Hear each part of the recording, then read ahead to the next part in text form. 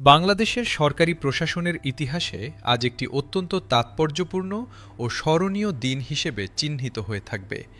দীর্ঘ প্রতীক্ষা, অনিশ্চয়তা এবং আন্দোলন সংগ্রামের পথ পেরিয়ে অবশেষে দেশের ২২ লক্ষেরও বেশি সরকারি চাকুরিজীবীর জন্য এসে গেছে সেই বহুল প্রতীক্ষিত মুহূর্ত। আজ রাজধানী ঢাকার অতিথি ভবনে অনুষ্ঠিত সরকারের সর্বোচ্চ নীতি নির্ধারণী পর্যায়ের এক অত্যন্ত গুরুত্বপূর্ণ ও উচ্চ পর্যায়ের বৈঠকে নবম জাতীয় পে স্কেল আনুষ্ঠানিকভাবে এবং চূড়ান্তভাবে অনুমোদন লাভ করেছে। এই অনুমোদনের সঙ্গে সঙ্গে সরকারি চাকুরিজীবীদের জন্য একসঙ্গে তিনটি অত্যন্ত গুরুত্বপূর্ণ, যুগান্তকারী এবং দীর্ঘ প্রতীক্ষিত সিদ্ধান্ত ঘোষণা করা হয়েছে। বাংলাদেশের সরকারি প্রশাসন ব্যবস্থায় এই সিদ্ধান্তগুলো যে সুদূরপ্রসারী ও ইতিবাচক পরিবর্তন আনতে যাচ্ছে তা নিয়ে ইতোমধ্যেই সংশ্লিষ্ট সকল মহলে ব্যাপক আলোচনা শুরু হয়েছে। আজকের এই ঐতিহাসিক বৈঠকে সভাপতিত্ব করেন প্রধানমন্ত্রী তারেক রহমান। বৈঠকে উপস্থিত ছিলেন অর্থমন্ত্রী আমির খসরু মাহমুদ চৌধুরী, পে কমিশনের চেয়ারম্যান জাকির আহমেদ খান এবং প্রশাসনের বিভিন্ন মন্ত্রণালয় ও বিভাগ থেকে আগত প্রায় ৭০ জন জ্যেষ্ঠ সচিবসহ সরকারের শীর্ষস্থানীয় কর্মকর্তাবৃন্দ। এত বড় পরিসরে এবং এত উচ্চ পর্যায়ের কর্মকর্তাদের একত্রিত করে পে স্কেল সংক্রান্ত বৈঠক আয়োজনের বিষয়টি থেকেই স্পষ্ট হয় যে সরকার এই বিষয়টিকে কতটা গুরুত্ব ও অগ্রাধিকার দিচ্ছে। বৈঠকের শুরু থেকেই পরিবেশটি ছিল অত্যন্ত গুরুগম্ভীর এবং সিদ্ধান্তমুখী। কোনো প্রকার দীর্ঘসূত্রিতা বা অপ্রয়োজনীয় আলোচনার সুযোগ না দিয়ে প্রধানমন্ত্রী সরাসরি মূল বিষয়ে মনোযোগ কেন্দ্রীভূত করেন। বৈঠকের শুরুতেই প্রধানমন্ত্রী তারেক রহমান পে কমিশনের কার্যক্রমে যে অযাচিত ও অনাকাঙ্ক্ষিত বিলম্ব হয়েছে তা নিয়ে তীব্র অসন্তোষ এবং ক্ষোভ প্রকাশ করেন।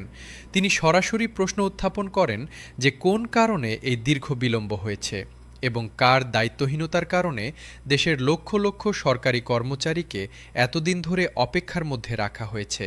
প্রধানমন্ত্রী বলেন, আমি নিজে উদ্যোগী হয়ে এই পে কমিশন গঠন করেছিলাম। যাদেরকে এই গুরুত্বপূর্ণ ও দায়িত্বশীল কাজটি অর্পণ করা হয়েছিল তাদের দক্ষতা ও অভিজ্ঞতার প্রতি আমার পূর্ণ আস্থা ও বিশ্বাস ছিল। আমি স্পষ্টভাবে প্রত্যাশা করেছিলাম এবং নির্দেশও দিয়েছিলাম যে সর্বোচ্চ ২ থেকে ৩ মাসের মধ্যেই নবম পে স্কেল বাস্তবায়নের সমস্ত কাজ সম্পন্ন করতে হবে এবং দেশের সরকারি কর্মচারীরা যেন দ্রুততম সময়ের মধ্যে নতুন বেতন কাঠামোর সুফল ভোগ করতে পারেন তা নিশ্চিত করতে হবে। কিন্তু বাস্তবে সেটি হয়নি।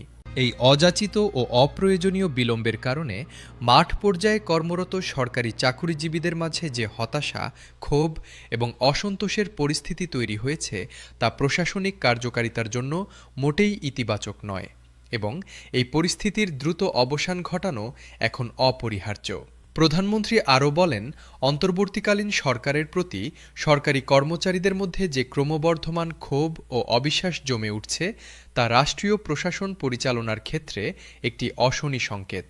একটি কার্যকর ও গণমুখী প্রশাসনের জন্য কর্মচারীদের সন্তুষ্টি ও মনোবল অক্ষুণ্ণ রাখা অপরিহার্য।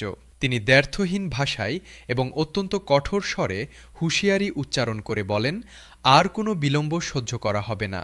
আগামী ১ এপ্রিলের মধ্যে নবম পে স্কেল অবশ্যই পূর্ণাঙ্গভাবে বাস্তবায়িত করতে হবে এবং তার আগেই অর্থাৎ আগামী ২৪ মার্চের মধ্যে চূড়ান্ত গেজেট প্রকাশ করতে হবে। এটি কোনো পরামর্শ বা অনুরোধ নয়, এটি সরাসরি প্রধানমন্ত্রীর নির্দেশ এবং এই নির্দেশ পালনে কোনো ব্যর্থতা বরদাশত করা হবে না। প্রধানমন্ত্রীর এই দৃঢ় ও কঠোর নির্দেশনার প্রেক্ষিতে বৈঠকে উপস্থিত অর্থমন্ত্রী আমির খসরু মাহমুদ চৌধুরী তাৎক্ষণিকভাবে পূর্ণ সম্মতি জ্ঞাপন করেন। তিনি বলেন, প্রধানমন্ত্রী যেহেতু স্পষ্টভাবে এবং দৃঢ়তার সঙ্গে নির্দেশ দিয়েছেন এবং এটি এখন প্রশাসনিক দায়িত্বের বিষয় নয় বরং এটি সময়ের সবচেয়ে জরুরি দাবিতে পরিণত হয়েছে, তাই নির্ধারিত সময়সীমার মধ্যে গেজেট প্রকাশ করা এখন আর ঐচ্ছিক বিষয় নয়, এটি সম্পূর্ণ বাধ্যতামূলক। অর্থমন্ত্রী আরও জানান যে সরকারি কর্মচারীদের মধ্যে বেতন বৃদ্ধির বিষয়টি নিয়ে বিভিন্ন ধরনের বিভ্রান্তি, গুজব এবং তথ্যের ঘাটতি তৈরি হয়েছে, যা পরিস্থিতি